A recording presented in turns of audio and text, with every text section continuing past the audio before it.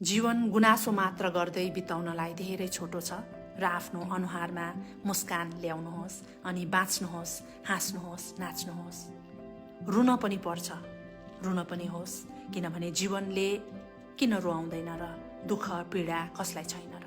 तर सबै यो बितिहाल्छ, अस्थायी हो भनेर सोच्नुहोस्। लड्नु पनि पर्छ, तर लड्नु ठुलो कुरा होइन, उठ्नु ठुलो कुरा हो।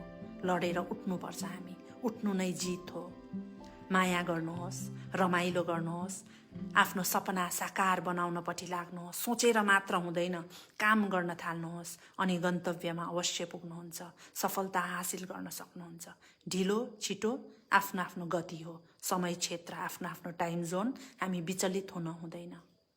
मनले चाहेको अर्कालाई नबिजाई, नकुल्ची, नहोच्याई, शोषण नगरी सबै गर्नुहोस् र यो सुन्दर जीवनको अनुभव गर्नुहोस्। धन्यवाद सबैलाई।